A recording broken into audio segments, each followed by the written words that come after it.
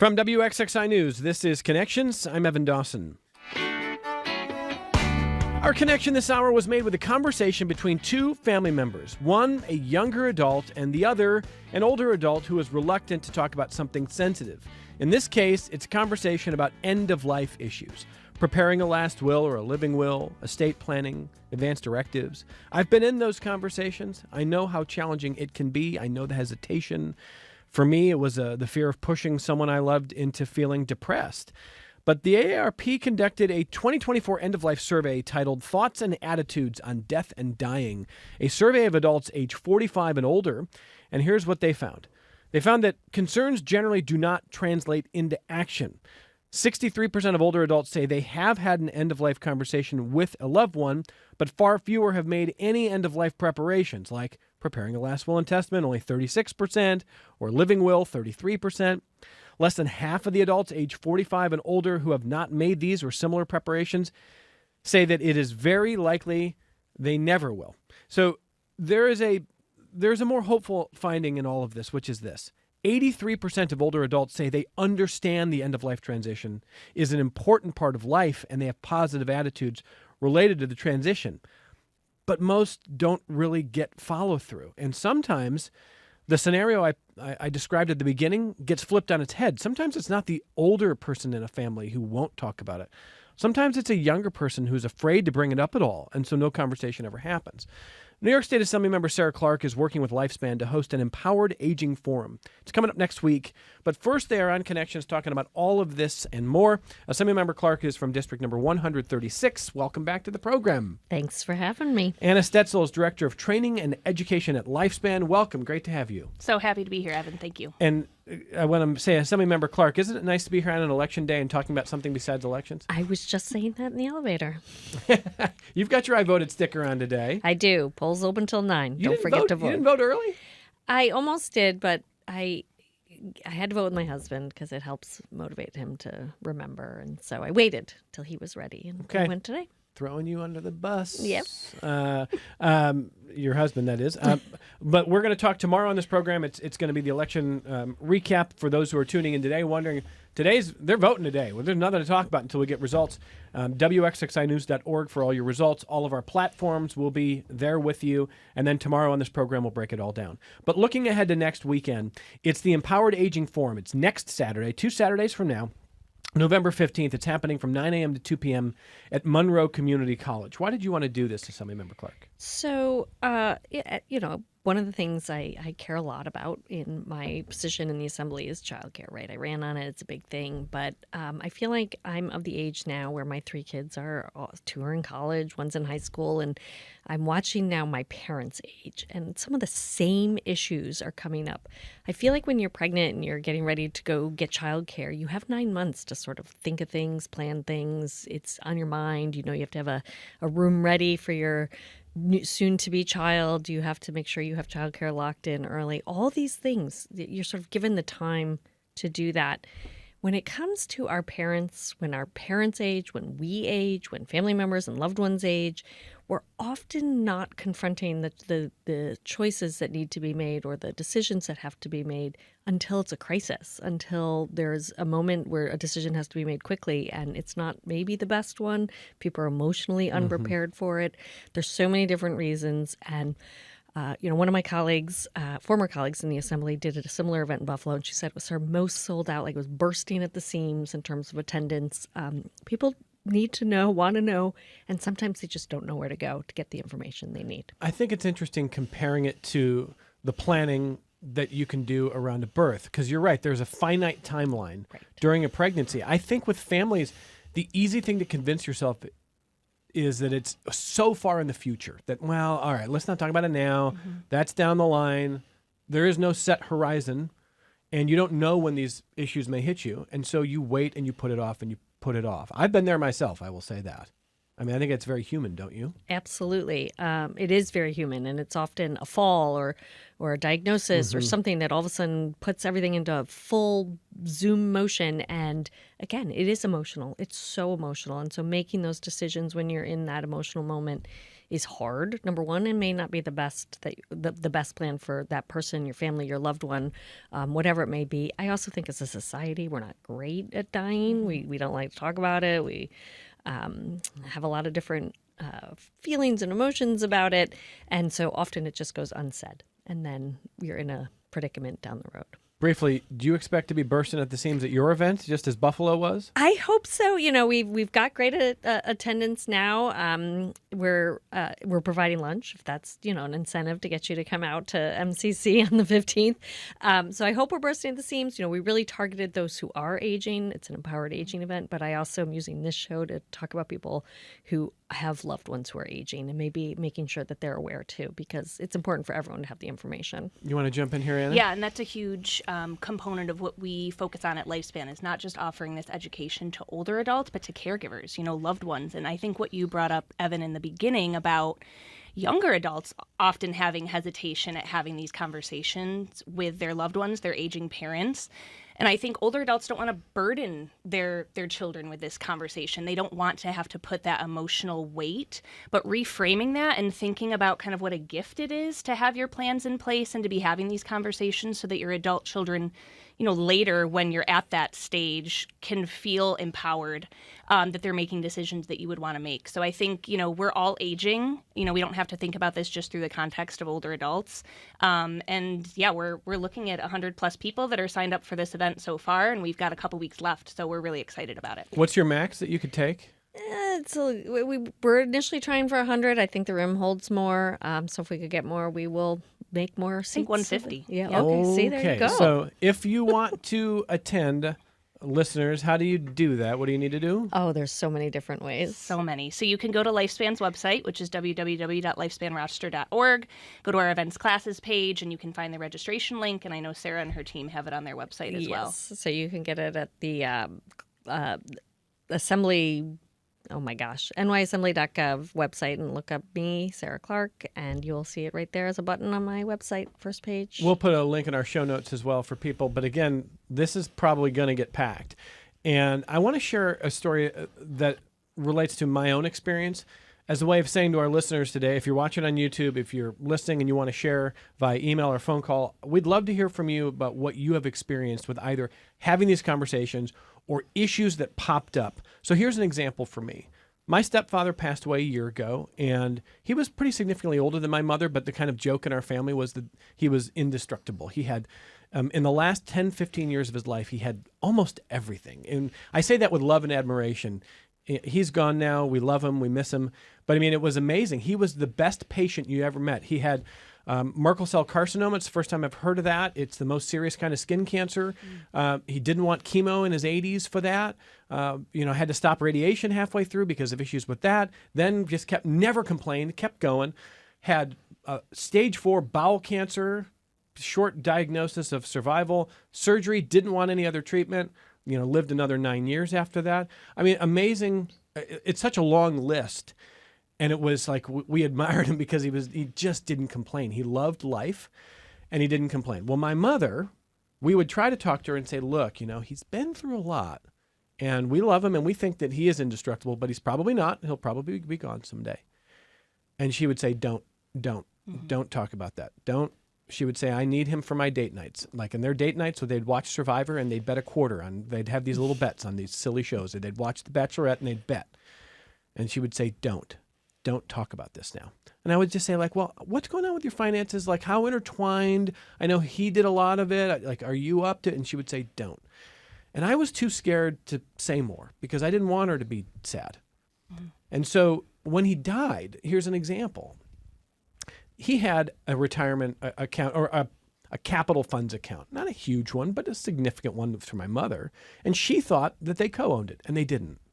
And so I've spent the better part of the last year trying to navigate getting that in her name so she can get access to it. She was baffled about why she didn't or couldn't. She still had to get the tax form associated with it and got a 6-month extension, and we went right to the deadline about a month ago trying to chase down that form because I wasn't technically the executor of the estate and all of this stuff that you learn about the hoops that you have to jump through. She was worried about, getting in trouble with her taxes. She was worried about ever getting access to this money. And she didn't want to have those conversations when he was alive, and she never did. And I wish that she did. And I love her, and she's the center of my world. But we didn't do well as a family with this. I feel responsible partially because every time I would push and she'd push back, I'd give. So first of all, I hope Anna will tell me that this is common. Very, very. Yeah. My mom's amazing, and I hate seeing her go through this because losing someone is hard enough, and then having the uncertainty of, wait, I thought this money was our money. I thought this account was our account. How do I get at it? I'm not good at technology. All these questions. Or I threw out these documents I thought I wouldn't need. That happened to her, and I'm like, oh my God. So I'm not alone there, at least, right? You are not alone, no. And I mean, listen, I'm putting my social worker hat on right now, but to try to validate some of your guilt around that, the two things we don't like talking about are money and death. I mean, so to approach those conversations with your mom from both angles, it's, you don't want to push back. You want to kind of preserve her. There's some self-preservation in that, but we hear from families all the time at Lifespan, no matter what the reason was that we became involved with them and their families, that these are conversations that are really hard to have. And we actually have a workshop that we offer at Lifespan around the pitfalls of legal elder care planning, like the top 10 mistakes that people make around these sorts of conversations and what they should be considering that they aren't, because it's common. And, I think a lot of what we do at Lifespan and the conversations that we have with our clients are really just around, let's plant the seed. Let's start kind of making it more the norm to have these conversations. Because again, let's not try to, go to the end here and try to get people involved in an advanced care planning process, end of life planning process. If you haven't even had conversations with your family about it, let's start there and identify your support system and start to have those conversations. Yeah, the way I would put it is, having gone through the last year, is end of life is not the time to do end of life planning. No. It's so much harder. It is.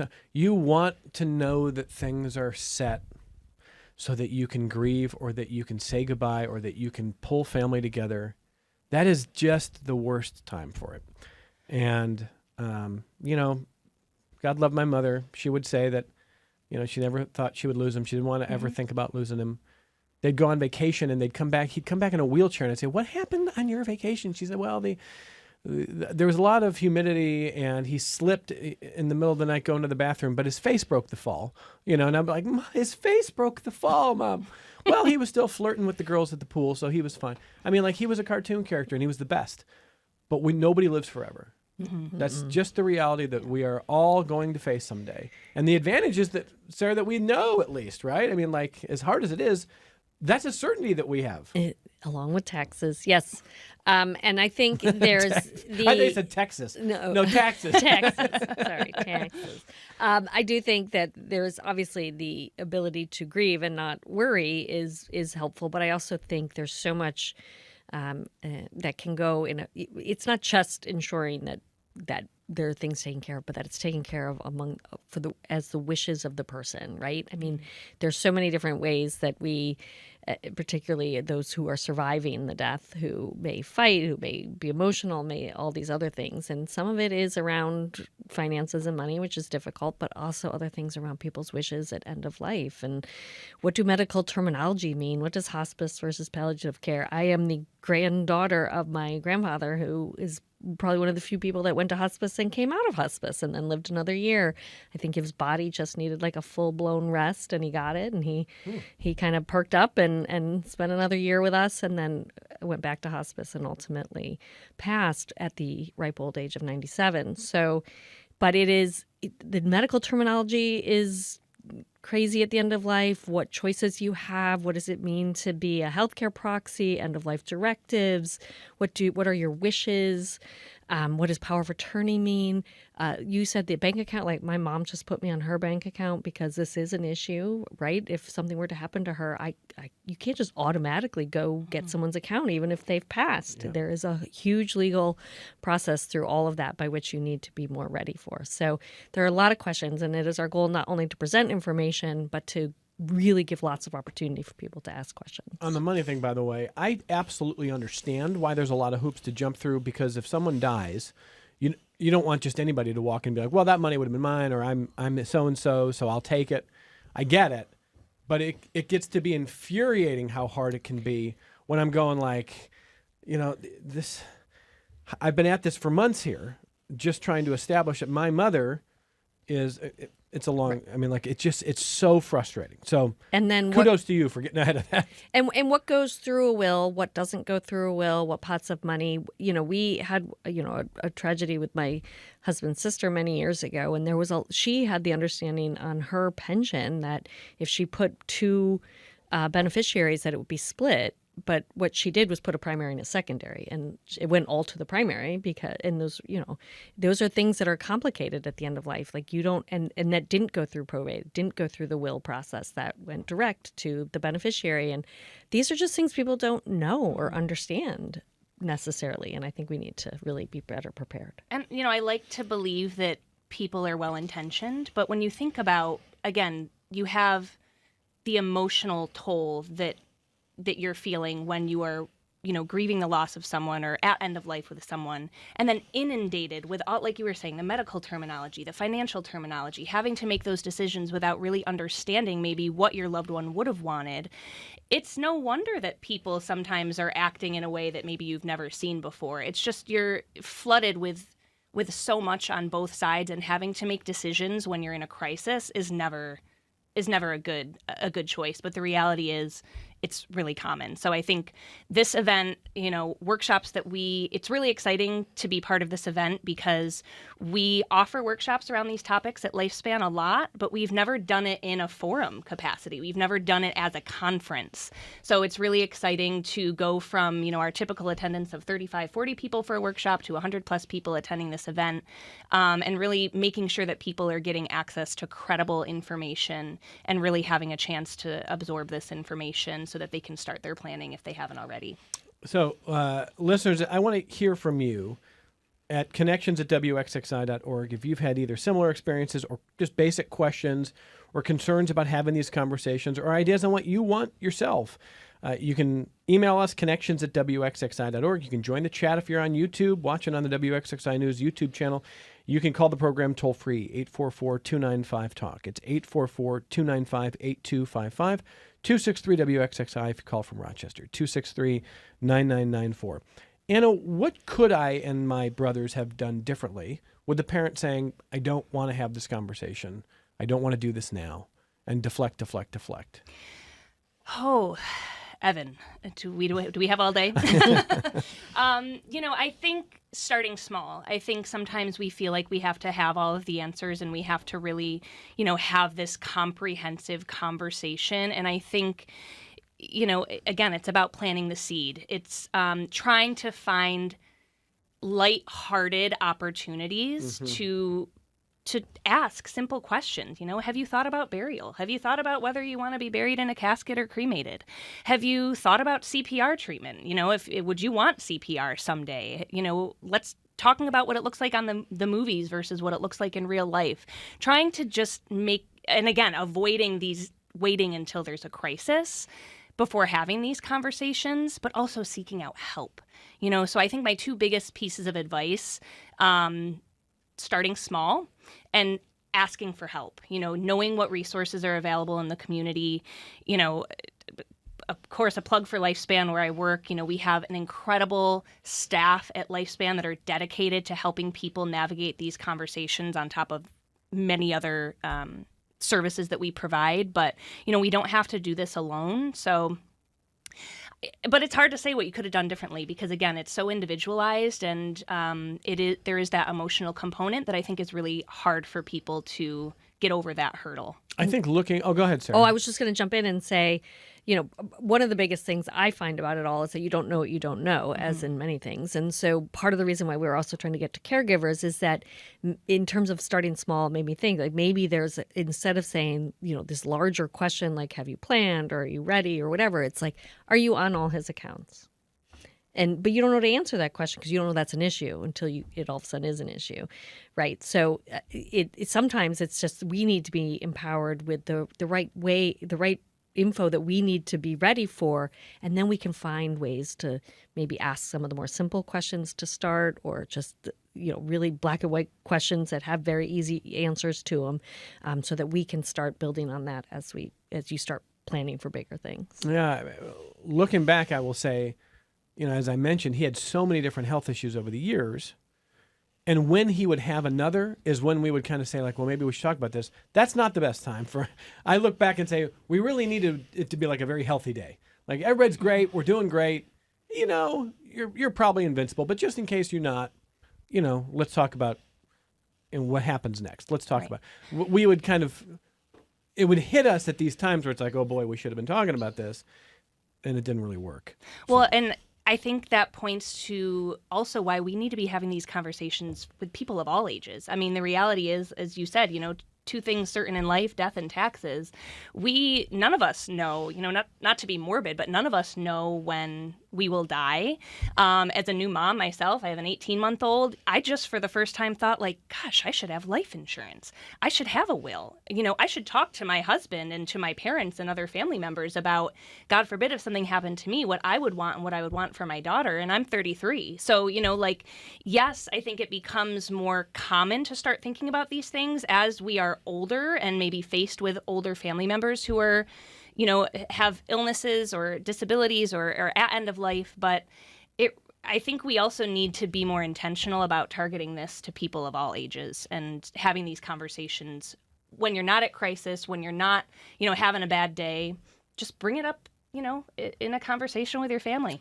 Well, Thanksgiving's around the corner, Christmas, the holidays. So there are some opportunities to maybe if anyone's feeling brave and ready to start maybe laying some of those seeds. There's also a lot of free tools and resources online. There are games, card games, conversation starter games that you can, again, as another lighthearted way to start talking about some of these things. It doesn't have to be related to, let's sit down and look at this advanced care directive. Have you thought about executing a power of attorney? There's a lot of great information online that can help you think about the questions you need to be asking. Is there a most common mistake that people make?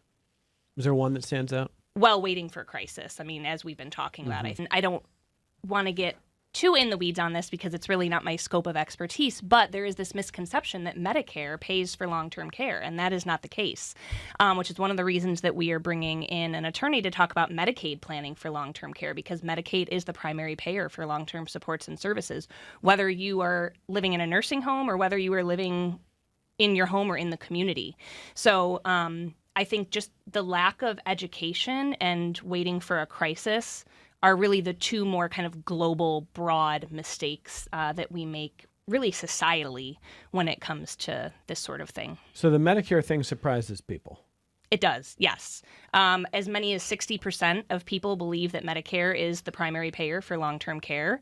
Medicare, they will pay for up to 100 days of a skilled nursing facility stay following a qualifying hospital stay. There is significant eligibility criteria for Medicare paying for in-home care services that is complex. It varies by state. But private pay and Medicaid are the primary payers for long-term care, and that is a huge misconception for people. And I would say it's hard because one of the reasons we don't want to know is it's expensive. I mean, there are real problems with long-term care in our country and the way we pay for a lot of things. And so I don't want to say that we should know and that it's all going to be wonderful if you know, because it's actually going to be quite terrifying in some ways because it is expensive. There is no easy way.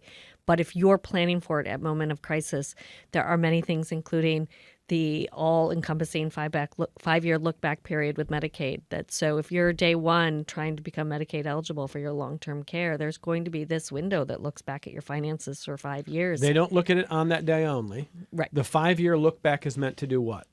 To ensure that if there are resources that you had or have, that those will go towards covering your pay, your portion of what is going to be paid for that long-term care. So your care. bill may end up bigger than you expect. Is that correct? Which is why you need to be armed with the information well ahead of crises so that you understand what it's going to look like for you and your family and in terms of your care in those moments. And again, if you're applying for Medicaid when you are going into a nursing home and you go through that 5-year look-back period, and again, it's really to ensure that you're not hiding assets or that you haven't transferred assets in the last 5 years to make you Medicaid eligible, that delays Medicaid paying for your long-term care. So then you're in a nursing home for months, maybe even longer, having to pay for your stay because you don't have Medicaid yet. So we have a team at Lifespan that really helps people through that process. It is, again, it's complex, it's cumbersome, and we never know when we may need to be in a nursing home. So at least knowing what that process looks like and knowing what you should plan for is a crucial first step. And I think, even something is I guess it's not that simple, but a funeral, like you're usually walking into a funeral home to prepare for a funeral for a loved one at that moment. And when you get a price, when you get, something outlined for you and you get to choose, are you really out there shopping around, comparing to know if this is the price that's normal, not normal? Should we have saved a little more for this so no one's burdened by it at the end? I mean, we have to, knowledge is key here so that there's not unexpected things in these moments. And truly, I don't know anyone that sort of shops around for funeral homes or anything at the end. It's usually pre-prescribed based on some relationship or whatever, but then you just don't know. You don't know what things cost because it's not something you've looked at before. Yeah, and we'll have someone from the Rochester chapter of the Funeral Consumers Alliance talking about what you should know before going to a funeral home to really help with some of that preparation. The event that we're talking about is the Empowered Aging Forum that's happening in 2 Saturdays from now. Next Saturday, November 15th, from 9 a.m. to 2 p.m. at Monroe Community College. There are some slots still available. They are probably going to fill up, and there is a tremendous amount of interest in these subjects for all of the reasons we've been talking about. If you want to sign up, you can go to Lifespan's website, you can go to Assemblymember Clark's website, you can find it later today on our platforms here that we will post with the show notes for this program. You can call Lifespan. So lots of ways that you can get hooked up. You can call Assemblymember Clark's office, but I would not wait around too much for that. Before we go to break, let me just read an email from Dr. Jeffrey Allen, who's listening. He says, good afternoon. This is a wonderful discussion, so important to our community. I am a palliative care physician, and I deal with these issues daily. One thing your listeners may want to know is that documentation of healthcare proxy or advanced directives do not require a lawyer. He says, I found this can be an impediment or at least delay to having these discussions or completing these forms. It's certainly important to have discussions with your family and your primary care provider, and online resources can be helpful, including the New York State Department of Health website. But they do not require a lawyer? They do not. No, healthcare proxy is a form that you can find online. You can find it at your doctor's office. Everyone should have a healthcare proxy. And you should also know if you are someone's healthcare proxy. I was just talking to a colleague of mine whose husband was designated as a healthcare proxy for a loved one and never knew it until they were in a position of having to make that decision. So again, important to have those conversations with family members. But no, you do not need an attorney to be involved in that process. That is a conversation you should have with your primary care physician and whomever it is that you're designated as your healthcare proxy. And for the end-of-life care or for the advanced directives, correct me if I'm wrong here, I am going to speak maybe a little out of turn, but that it's not cut and dry in terms of resuscitation, not resuscitation, right? You can be a little more specific in that kind of care because obviously we all want to live if we can, but there are, there's nuances to it. But again, doesn't require a lawyer. Conversations, you don't need to go to a specialist in palliative care or whatever. It's a conversation you can have with just your primary care physician or whoever it is that you see on a regular basis for care. Or if you don't know, we can always help find someone for you. So let's, at the other side of this break, let's take some phone calls and let's take some more emails. A lot of good questions out there that are coming in, an indication of the interest. And as we go to break, just consider these numbers from AARP survey. The top concern that people express about death and dying is they say they don't want to become a physical or financial burden on family and friends. That's the number one. And I totally understand that. Any human being would never want to be a burden in any way on your kids, on your family. But you know what?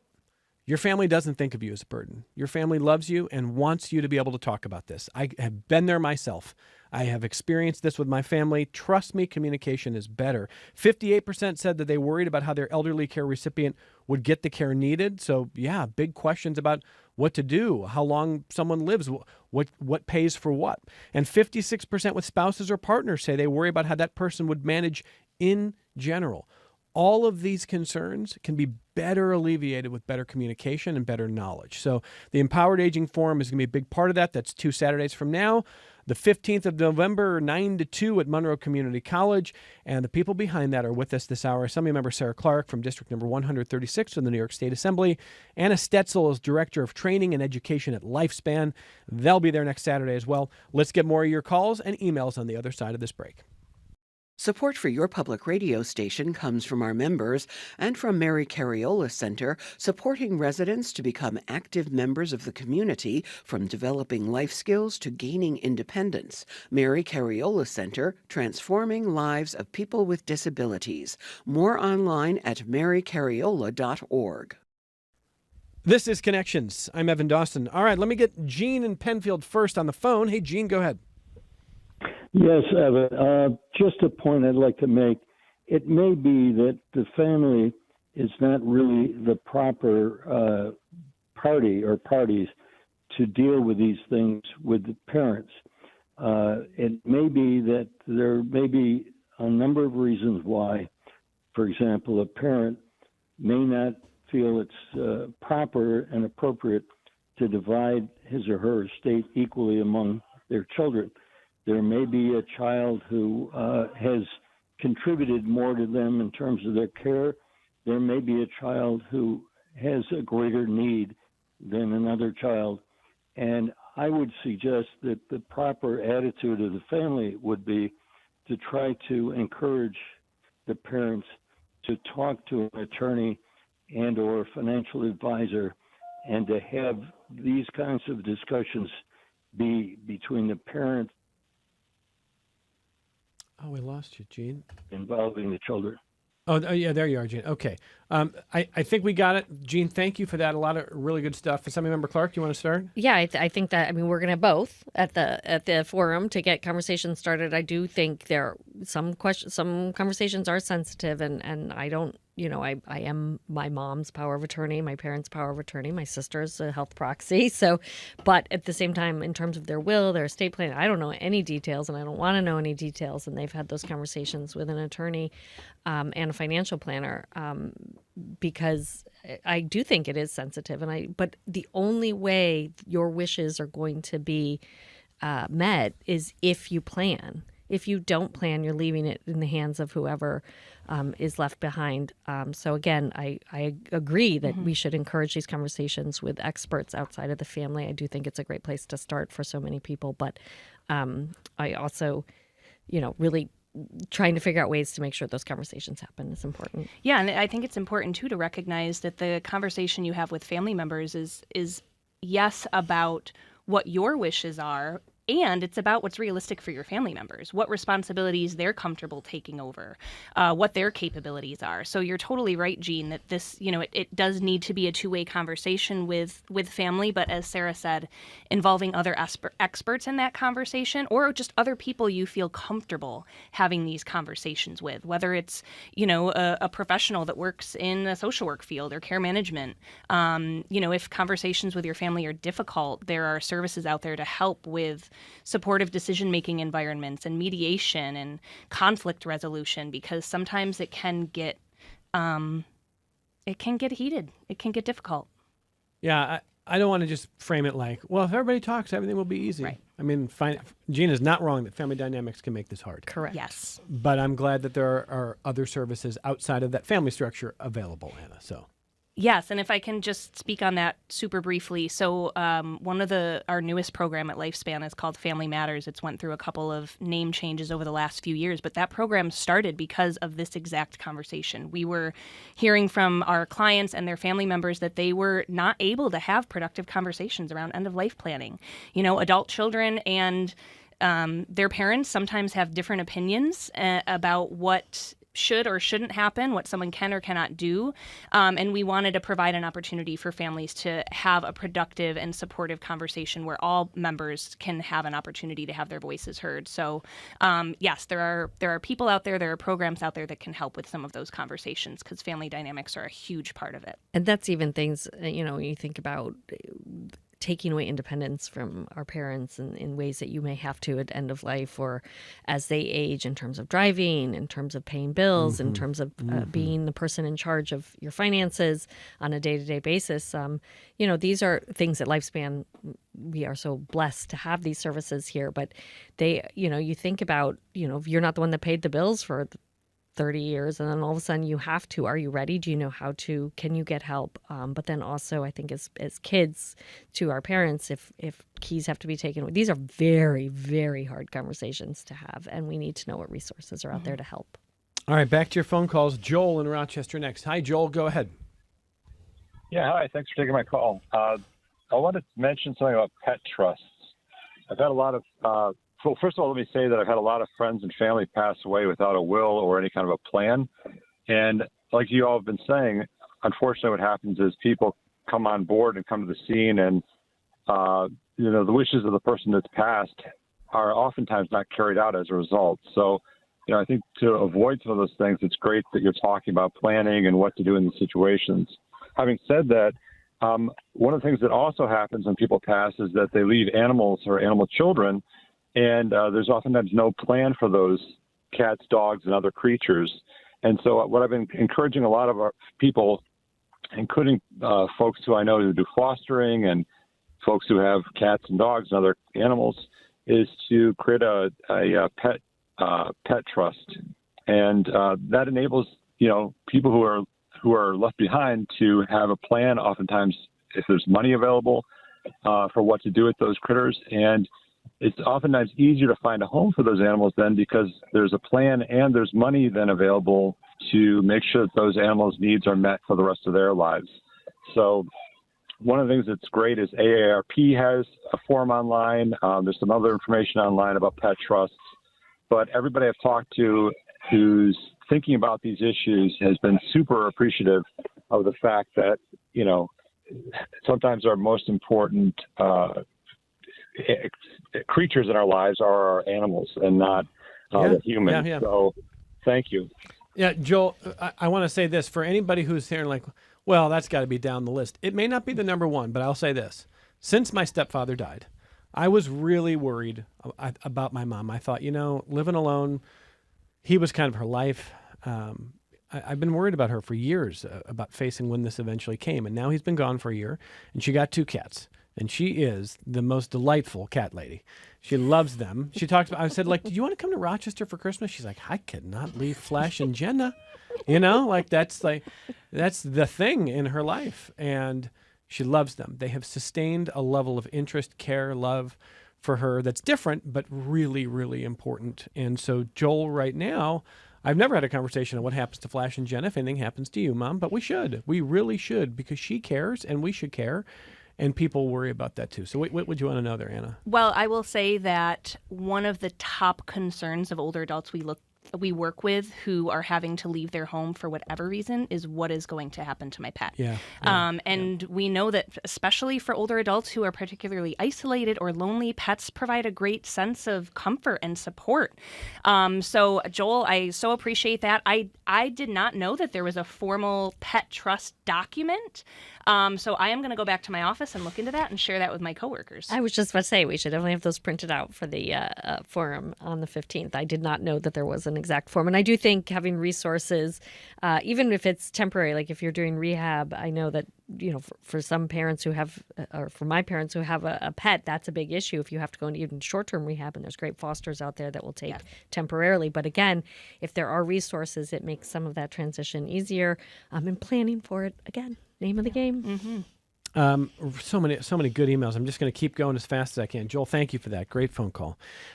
2 very similar ones. The first comes from Jennifer, who says, my mom is in her 80s and starting to develop memory and dementia issues. I was warned to get her paperwork in order before it gets worse. Can she add my name to her bank account so I have access to pay bills when she can no longer do it herself? Is it as simple as walking into the bank with her, or do I have to get a financial power of attorney document?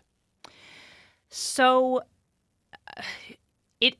To be added as a joint account owner, it is as simple as going to the bank, my understanding, with your mother and adding her to the account.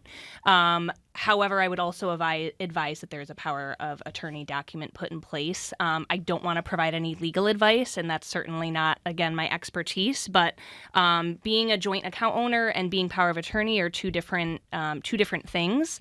But both really should be considered. Yeah, and I'm both for my family, and that was it makes things a little easier, but you can become a joint account owner by just showing up at both in person with proper ID and all of that to make that happen. But again, I don't know if it's going to give you everything you need without the full power of attorney. So do both and do it now. Yes. Get ahead of things. Yes. So Jennifer, thank you. Joe has a similar question. Joe emailed to ask, how easy is it to just transfer ownership of a house?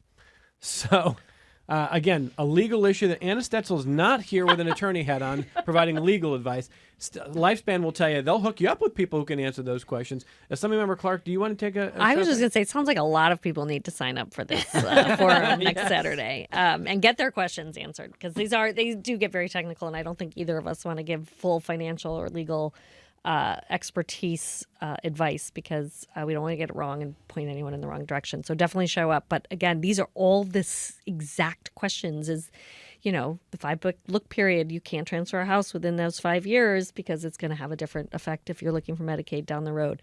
Upon the death of somebody, is it going through probate or not going through probate? Those are questions that have to be answered in terms of how easy some of these situations are or what happens, because each one is individual and have its own ramifications. I do want to point out one of the partners that we work with very closely at Lifespan, the Legal Assistance of Western New York, Law New York. They will be doing the presentation about estate planning at the event on Saturday, November 15th. But they also have a free senior legal services hotline that you can call, 325-2520, and just ask basic questions around legal issues, such as the one that the recent email that you read, Evan, came through as. So, you can call Lifespan, but we oftentimes point people to seeking out legal services, and Law New York has a great free resource for that. All right, on we go here. Kathy in Chileye says, beneficiary on everything: checking account, savings accounts, investment accounts, retirement accounts, CDs, life insurance. Then it doesn't go through probate but passes automatically to the beneficiary. Start conversations by talking about someone else, like, gee, Mr. Smith is in the hospital and his daughter needed to get some important papers out of his safe deposit box, but she can't because her name is not on it. Or, Mr. Smith is in the hospital and Mrs. Smith can't pay the county taxes because her name is not on the checking account. My kids have known for 20 years I'm unequivocally a DNR, DNI, no feeding tube, no chemo, and I'm checking out at 80. Kathy in Chileye. Kathy in Chileye is ready, and she knows her stuff. That is a prepared person with a prepared family. Yes. Yeah. And I will say, too, I thought of something when you were reading that, Evan, that, it's not sometimes just about these legal documents. It's knowing the safe code. It's knowing passwords if you need to access information. Where documents are. Yeah. It sounds like Kathy's in a great place. We could probably use her to have some conversations with folks that we work with. But great work, Kathy, on that. And I was just saying, my mom was just calling, just so everyone knows. I don't know if she's listening to me on the radio or just wanted to check in, so who knows. But I do think the idea, even if they're fictitious, using stories can sometimes help break those conversations of another scenario in which you're trying to get to, we use it with our teenagers now in terms of starting harder conversations instead of just out of nowhere saying, hey, what's your passcode to your safe? But again, broaching it by saying this has happened to someone else and it's put them in a real difficult situation, what should we do, or can we talk about it, or whatever, does help. So that was actually great advice. Mm-hmm. Oh, so much feedback. We could have done both hours on this. Let's just keep going. Jane in Bloomfield. Hey, Jane, go ahead. On the phone. Hi, hey, Jane, go ahead. Yep. Hi, can you hear me? Yep, go ahead. Okay, good. I was wondering, we have a relative who is showing signs of mental failing, not knowing what day it is, but it doesn't happen all the time. They're also very stubborn, so I don't know that they would take feedback. I don't know if we should do a wellness check, because I don't think they would respond well to that. I don't know what other options exist to get this person who won't go see their doctor to be evaluated. Ooh, Anna, you want to? So, I mean, one thing that we have to remember when it comes to adults is the right to self-determination, right? We all have the ability to make decisions for ourselves that we may agree or disagree with.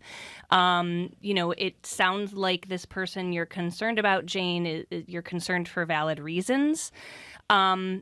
I think, I hate to keep using this term, but planting the seed about resources and services that are out there for her to take advantage of if and when she's ready. These things are really hard because as concerned people, we often have an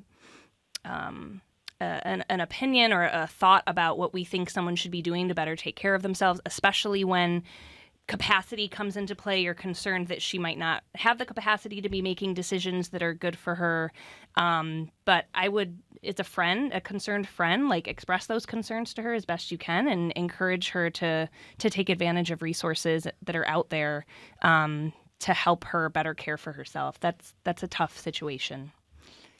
Mm-hmm. Okay. Thank you. Jane, thank you. I mean, that really is so hard. And my own father has a diagnosis similar to what Jane's talking about, and every case is different. Mm-hmm. And it's hard to watch someone change and go through that.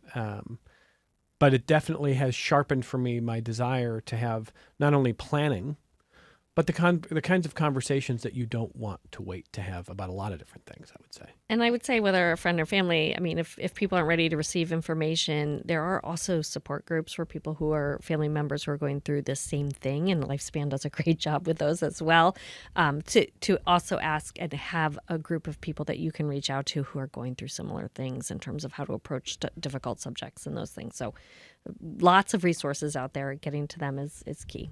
Yeah. All right, a lot of love for Lifespan. Julian Brighton says, our family only realized that my late father's Alzheimer's was a huge issue when he fell for a few big scams. We contacted Lifespan, and they were such a huge help in figuring out what to do and how to handle things. They assisted us in taking his keys away, which was incredibly difficult.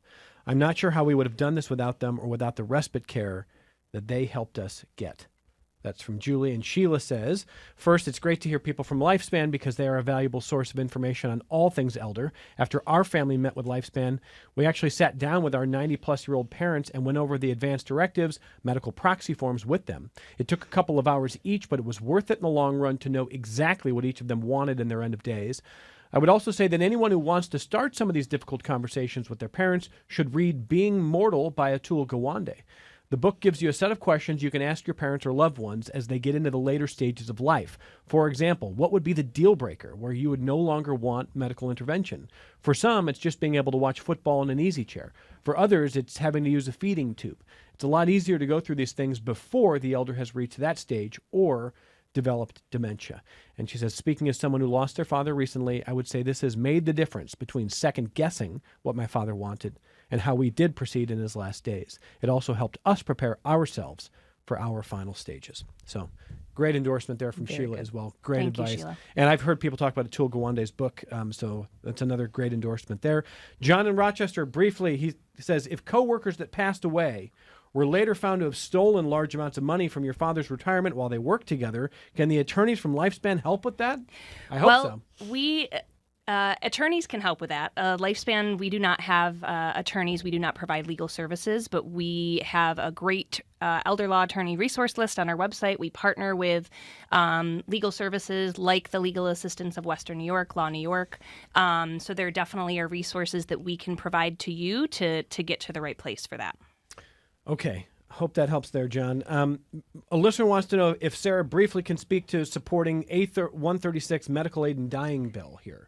Well, I was a co-sponsor of it and voted in the affirmative. Obviously, it passed both the Senate and the Assembly this year. It was a tough vote for many. I mean, there's a lot of different, but all the doctors that I've spoken to, those in the medical community, say this bill was designed as probably one of the best in the country as a model in terms of really empowering people's choices.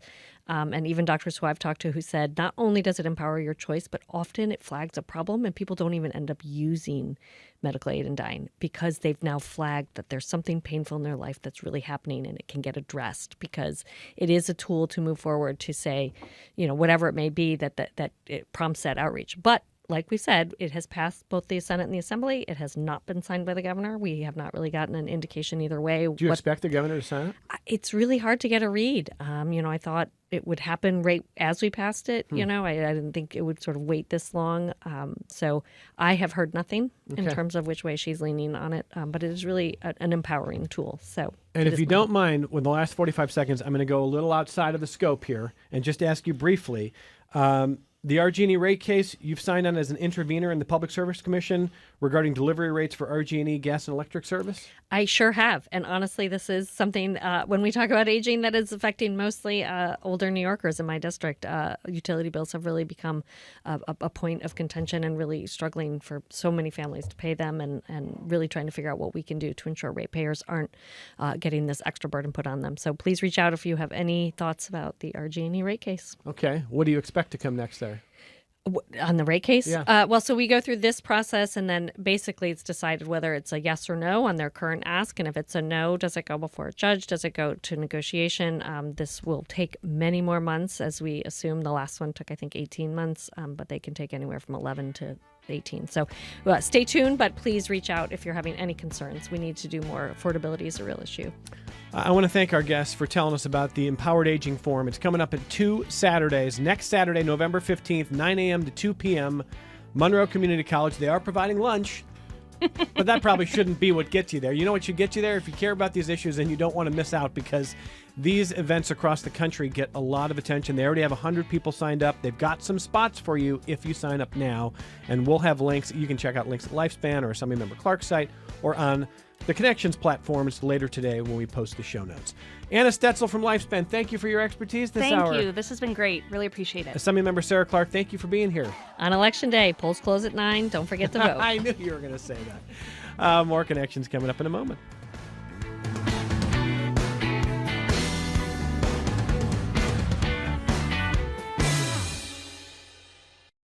This program is a production of WXXI Public Radio. The views expressed do not necessarily represent those of this station, its staff, management, or underwriters. The broadcast is meant for the private use of our audience. Any rebroadcast or use in another medium without expressed written consent of WXXI is strictly prohibited. Connections with Evan Dawson is available as a podcast. Just click on the Connections link at WXXInews.org.